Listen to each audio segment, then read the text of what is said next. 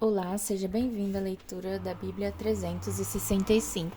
Hoje vamos continuar no dia 29 de maio, que é o dia 149 dos 365. Lá na 2 Samuel, capítulo 14, versículo 1 até o capítulo 15, versículo 22. Joabe, filho de Zeruia, percebeu que o rei agora desejava ver Absalão. Por isso, mandou trazer de Tecoa uma mulher conhecida por sua sabedoria. Disse-lhe: finja que está de luto, vista roupas de luto e não se perfume. Haja como uma mulher que está lamentando a morte de alguém há muito tempo. Depois vá ao rei e apresente a história que vou lhe contar. Então Joabe disse o que ela deveria falar. Quando a mulher de Tecoa se aproximou do rei, curvou-se com o rosto no chão e disse: Ó rei, ajude-me. Qual é o problema? Perguntou o rei. Pobre de mim, sou viúva, respondeu ela. Meu marido morreu. Meus 2 filhos brigaram no campo. Como não havia ninguém por perto para separá-los, um deles acabou matando o outro. Agora, o resto da família está exigindo de sua serva. Entregue-nos seu filho. Vamos executá-lo por ter matado o irmão. Ele não merece herdar a propriedade da família. Querem apagar a última brasa que me restou. Se o fizerem, o nome da família de meu marido desaparecerão da face da terra. Eu cuidarei disso, disse o rei. Vá para casa. A mulher de Tecoa respondeu: Ó meu senhor, o rei, que a culpa caia sobre mim e sobre a família de meu pai, e que o rei e seu trono sejam inocentes. Se alguém criar problema, tragam a mim, disse o rei. Eu lhe garanto que ele nunca mais a incomodará. Então ela disse: Por favor, prometa pelo Senhor seu Deus que não deixará o vingador da vítima matar meu filho. Não quero mais derramamento de sangue. Ele respondeu: Tão certo como vive o Senhor, ninguém tocará num fio de cabelo da cabeça de seu filho. Permita-me pedir mais uma coisa, meu senhor, o rei, disse a mulher. Fale, respondeu ele. Então ela disse: Por que o Senhor não faz pelo povo de Deus o mesmo que prometeu fazer por mim? Ao tomar essa decisão, o Senhor condenou a si mesmo, pois se recusou a trazer para casa seu filho banido. Um dia, todos nós morreremos. Nossa vida é como água que, depois de derramada na terra, não pode mais ser recolhida. Mas Deus não apaga a vida, ao contrário, Ele cria meios de trazer de volta aqueles que foram banidos de tua presença. Vim suplicar ao meu senhor o rei, porque outros me ameaçaram. Pensei, talvez o rei me escute e nos livre daqueles que desejam nos eliminar da herança que Deus nos deu. Sim, o meu senhor o rei restaurará nossa paz de espírito. Sei que o Senhor é como um anjo de Deus, capaz de discernir entre o bem e o mal. Que o Senhor, seu Deus, esteja com o rei. Preciso saber uma coisa, disse o rei. Diga-me a verdade. Sim, ó meu senhor o rei, disse a mulher. Foi Joabe quem a mandou aqui? Perguntou o rei. A mulher respondeu: Ó meu senhor o rei, como posso negar? Ninguém é capaz de esconder coisa alguma do Senhor. Sim, foi Joabe, servo do rei, que me enviou e me disse o que falar. Agiu desse modo para que o Senhor pudesse ver a questão com os outros olhos. Mas o Senhor é sábio como um anjo de Deus e entende tudo o que acontece em nosso meio. Então o rei mandou chamar Joabe e lhe disse: Muito bem, vá e traga de volta o jovem Absalão. Joabe se curvou com o rosto no chão e disse: Finalmente, sei que obtive o favor do meu senhor, o rei, pois atendeu ao meu pedido. Joabe foi a Jesur e trouxe Absalão de volta a Jerusalém. O rei, porém, deu a seguinte ordem: Absalão pode ir para casa, mas não deve vir à minha presença. Portanto, Absalão não viu o rei. Não havia nenhum homem em todo Israel tão elogiado por sua beleza como Absalão. Era perfeito da cabeça aos pés, cortava o cabelo uma vez por ano por causa de seu peso, 2,4 quilos, segundo o peso real. Tinha 3 filhos e uma filha. Sua filha se chamava Tamar e era muito bonita. Absalão morou 10 anos em Jerusalém sem ver o rei. Então mandou chamar Joabe para pedir que intercedesse por ele, mas Joabe não quis vir. Mandou chamá-lo de novo e mais uma vez ele se recusou a vir. Então Absalão disse a seus servos: vão e ponham fogo no campo de cevada de Joabe, que fica junto à minha propriedade. Os servos foram e puseram fogo no campo, como Absalão havia ordenado. Então Joabe foi à casa de Absalão e lhe perguntou: Por que seus servos puseram fogo em meu campo? Absalão respondeu: Eu quero que você pergunte ao rei, por que ele me trouxe de Gesur se não pretendia me receber. Teria sido melhor eu ficar onde estava. Quero ver o rei, se ele me considera culpado de algo, então que mande me matar. Joabe contou ao rei o que Absalão tinha dito. Por fim, Davi mandou chamar Absalão. Ele veio, curvou-se com o rosto no chão diante do rei, e o rei o beijou. Algum tempo depois, Absalão providenciou para si uma carruagem com cavalos e contratou 50 guardas para servirem com sua guarda de honra. Todas as manhãs ele se levantava cedo e ia até o portão da cidade. Quando alguém trazia uma causa para ser julgada pelo rei, Absalão perguntava de que cidade a pessoa era, e ela respondia a qual tribo de Israel pertencia. Então, Absalão dizia: Sua causa é justa e legítima. É pena que o rei não tenha ninguém para ouvi-la. E dizia ainda: Quem me dera ser juiz, então todos me apresentariam suas questões legais e eu lhes faria justiça. Quando alguém ia se prostrar diante dele, Absalão não o permitia. Ao contrário, tomava-o pela mão e o beijava. Fazia isso com todos que vinham ao rei pedir justiça e desse modo ia conquistando o coração de todos de Israel. Passado 4 anos, Absalão disse ao rei: Deixe-me ir a Hebrom para cumprir o voto que fiz ao Senhor. Enquanto eu estava em Gessur, na Síria, prometi oferecer sacrifícios ao Senhor em Hebrom, caso ele me trouxesse de volta a Jerusalém. Está bem, disse o rei.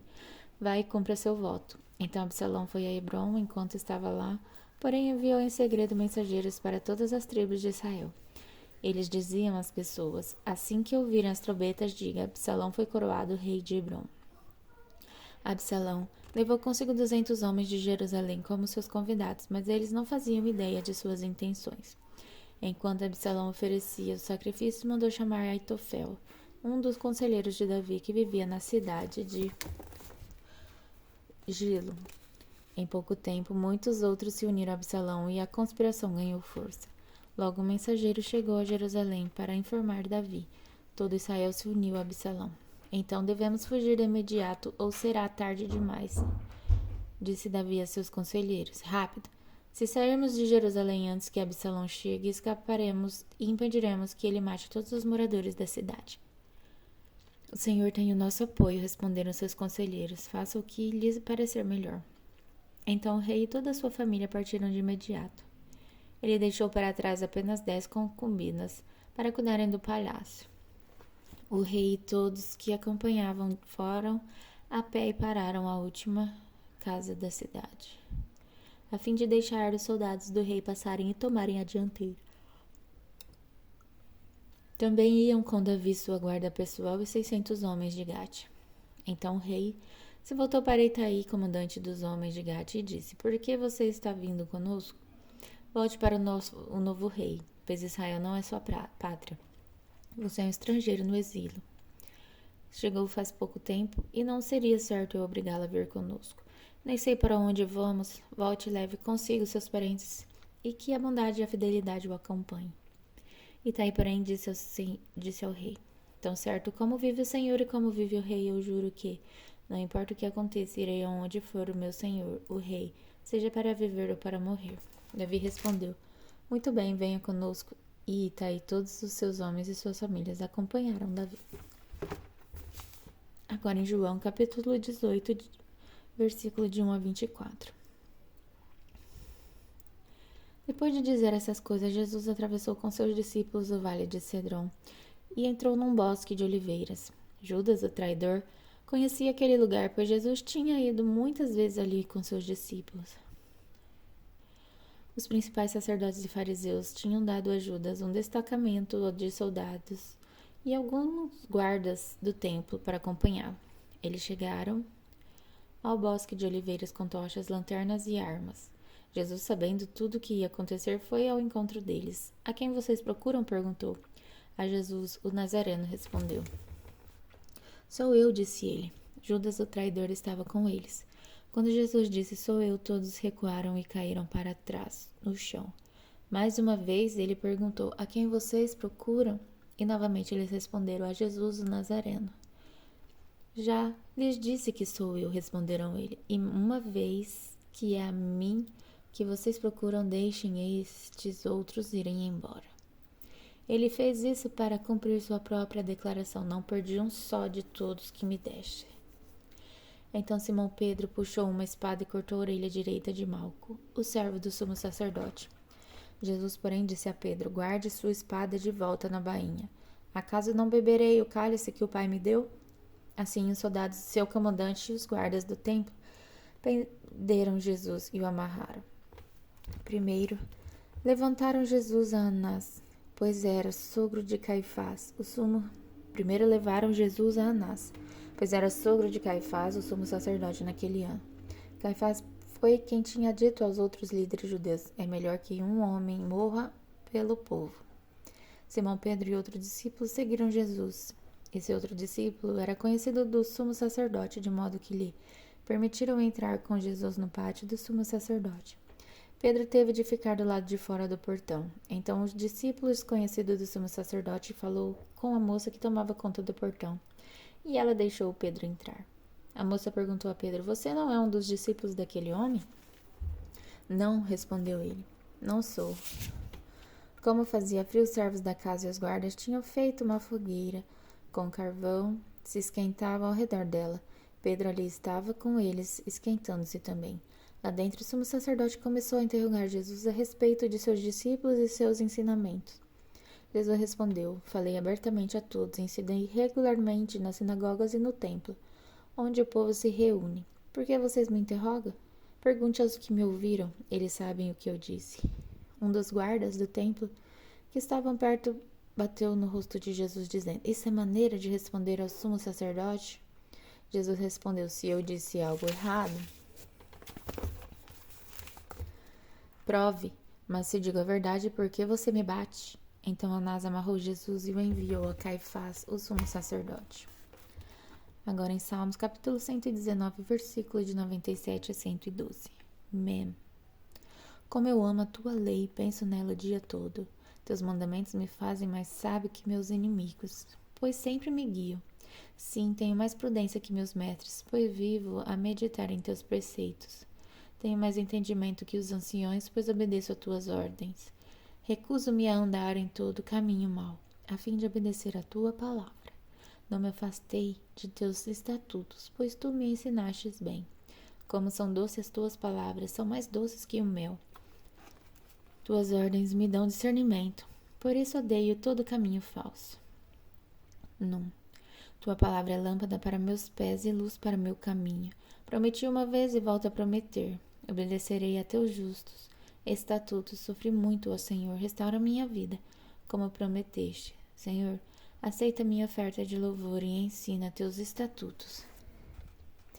Minha vida está sempre por um fio, mas não me esquecerei de tua lei. Os perversos me preparam armadilhas, mas não me desviarei de tuas ordens. Teus preceitos são meu tesouro permanente. São o prazer do meu coração. Estou decidido a cumprir teus estatutos para sempre até o fim. Agora em Provérbios, capítulo 16, versículo de 8 a 9.